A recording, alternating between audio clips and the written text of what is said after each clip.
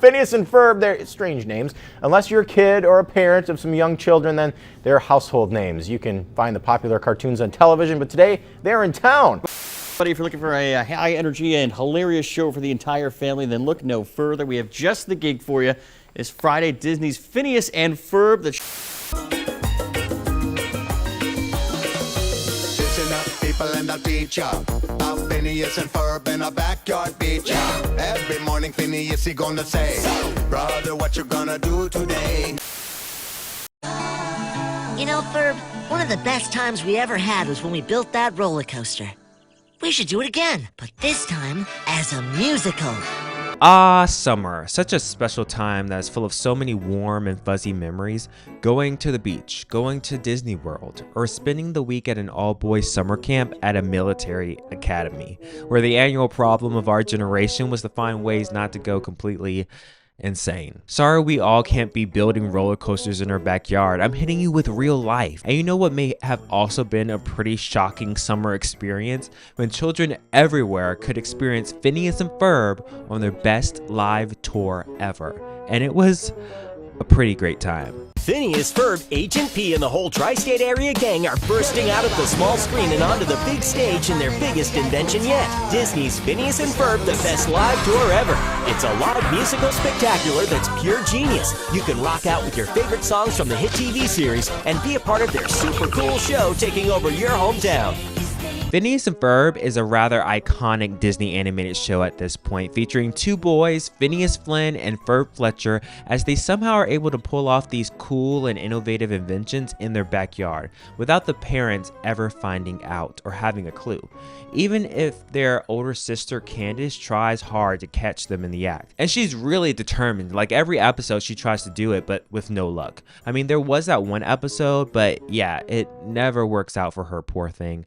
And don't bother questioning how they get these tools and supplies to make this stuff. Like, they made Swinter. How did that happen? Personally, I've always related most to Candace and her neurotic energy, and then also Ferb sometimes, I guess, because we're all sort of kind of Ferb, right? The TV screen, and they use songs like Gitchy Gitchy Goo and a brand new song that we're going to give you a little sneak peek of later. We're going to put on a show that was created just for our show, and you're going to see all of your favorite characters, and they're going to add different ideas to try to make the best show. Other than basically having the best summer ever, one of the other key elements from the show were the songs, because these songs seemed like they were manufactured to be catchy as heck. Who could forget songs like My Nemesis? I've got a nemesis. I'm Lindana and I'm gonna have fun. Queen of Mars. Gitchy Gitchy Goo. Gitchy Gitchy Goo means that I love you. And that song that taught us all what that part of the shoelace was. And I could go on and on because this is one of the ways that Phineas and Ferb is so distinctly Disney, because of how the music is so ingrained in the show.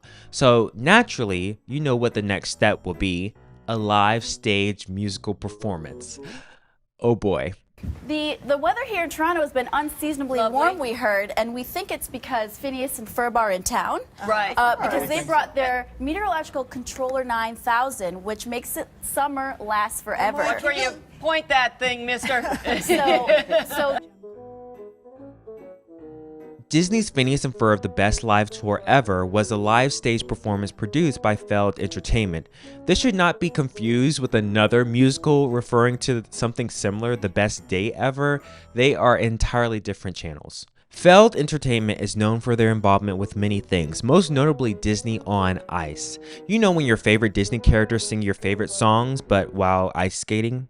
Well, Disney also worked with them to help develop and implement this new show for Phineas and Ferb at the height of its popularity. The live show premiered in August of 2011 and didn't fully end until February 2013. So, a solid 2-year run with a few breaks in between. Summer can't last forever.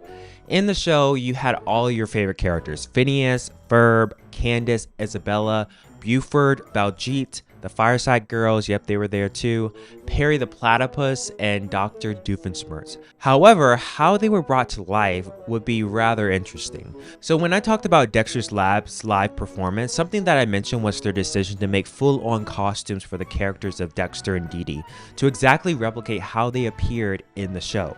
Well, this performance would do the same thing, well, partly. While the characters of Phineas and Ferb are in full costume that replicate their design in the animated show almost exactly, they decide to present the many other characters in a unique way, and it's all in the eyes. You see, in the live stage performance, only certain characters have a unique design that's different than everyone else. There's Phineas, Ferb, Buford, Perry, and Dr. Doofenshmirtz, which makes sense because they also are the characters that are distinctly different in their animated character designs. So that is why you will see other characters like Isabella and Candace without full-on bodysuits and instead wardrobe and a pair of huge eyes. I mean, they are ginormous, gosh, but they are technically true to the show, I guess. For most of the characters in Phineas and Ferb, they follow a similar pattern with stretched legs and necks, P or D-shaped heads, and large oval eyes. So for the live stage performance, to stay true to the show, they retrofitted many of the performers with these large eye goggles to recreate the same look.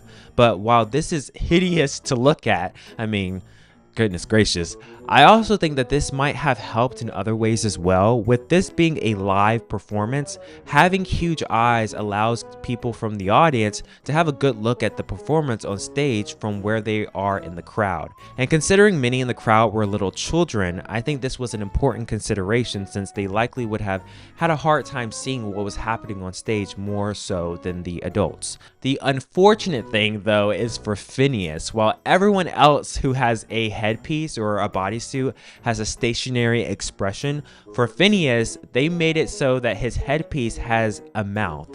So throughout the performance, the stage actor is forced to continuously move Phineas's mouth up and down when he's pretending to talk or sing. And I'm so fascinated how he is able to do this. Like, where is the actor's head located exactly inside of the costume to allow him to move the mouth like this? Hi, Jeremy. We're putting on a show. You want to join us? Yeah, sounds like fun. Don't you think? But hey, it's all in the spirit of entertainment and finding a unique way to bring these characters that people love so much to life. And they really did bring it to life. When the show first begins, we are first introduced to the animated versions of Phineas and Ferb on a huge screen. This screen is a major tool within the show because when it's their time, each character enters via a yellow slide that somehow transports them from the animated show to the real world. Oh, that giant slide might work. I wonder why we never saw that before. Come on!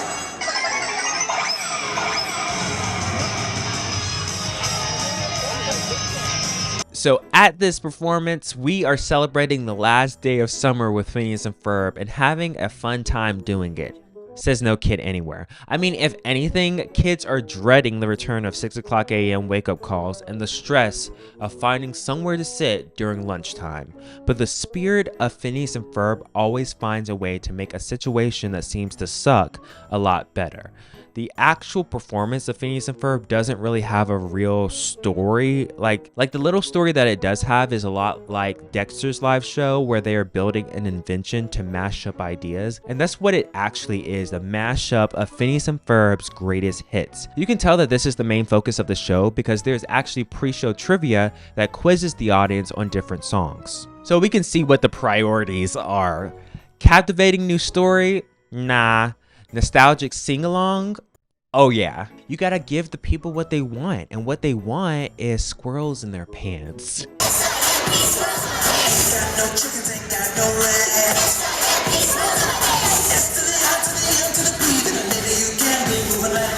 You little freaks. But hey, I get it. Summer Belongs to You is a song that I still listen to just because I love it. And for me, that song really symbolizes what Phineas and Ferb is. But they also made some cool additions, like a new song called Gonna Put on a Show that was sung at the beginning, and Doofenshmirtz's Broadway medley where he sings various songs from popular Broadway musicals.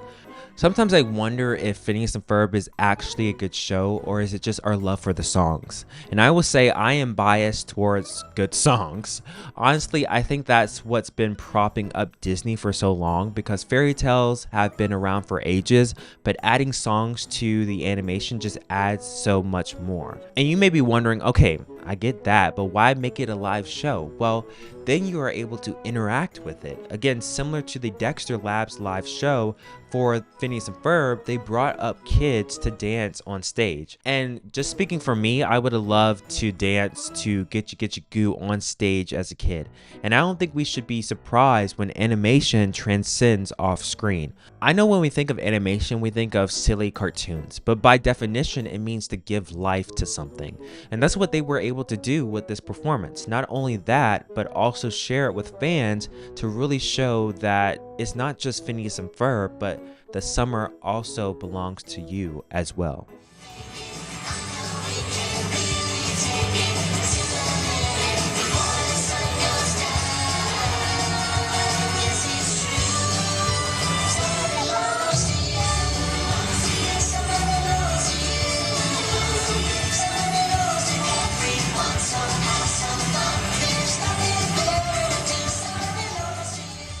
So I actually got the idea to do this video by one of you guys. If you have a topic you would like me to research next, leave a comment below and I might get to it. Like always, thanks for watching, and to my Phineas and Ferb fans, never forget the most important question of all. Where's Perry?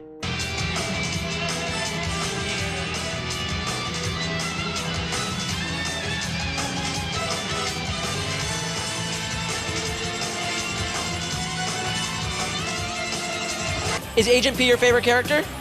No.